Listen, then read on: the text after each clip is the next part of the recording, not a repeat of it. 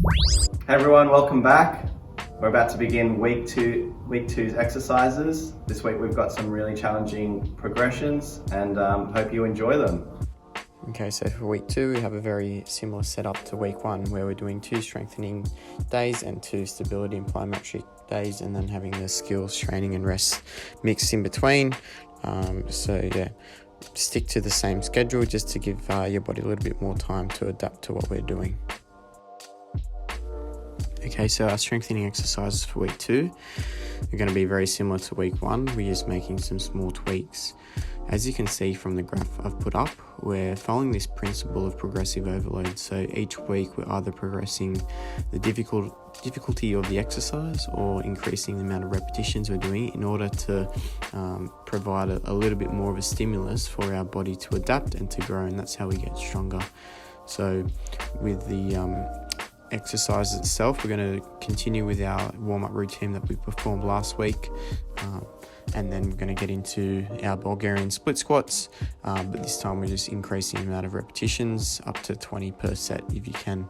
It's important to remain with that good technique that we spoke about, keeping our torso nice and upright and controlling our body as we go down into that lunge position. And then supersetting our Bulgarian split squats, we're going to be going to some push-ups. This time we're increasing the amount of repetitions to 25.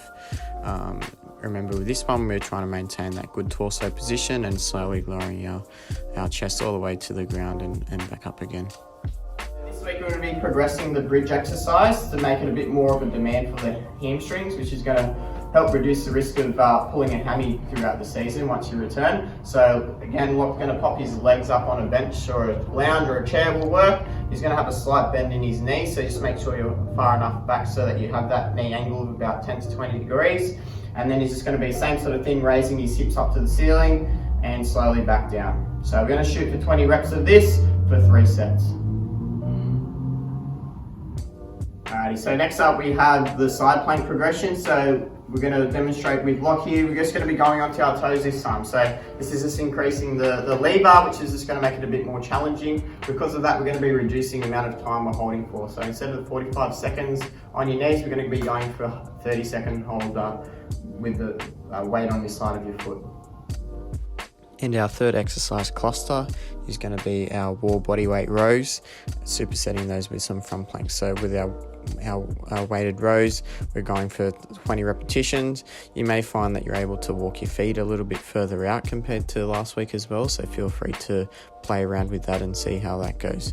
So just trying to remember pulling our body off the wall by pushing our elbows into the wall and then squeezing between our shoulder blades. And our second exercise for the superset is going to be the front plank. We're increasing the duration of hold up to 1.5 minutes if you can, whilst trying to remain with a good proper technique. And our last exercise for our strengthening workout is going to be our bent knee calf raise. So this time we're increasing the amount of reps to 20 on each leg. So you should be getting a good burn by the end of it. Just remember, we want to try and maintain that knee angle as we're going up onto our toes and not straightening as we're doing it. Okay, so here we have our stability and plyometric exercises for week 2.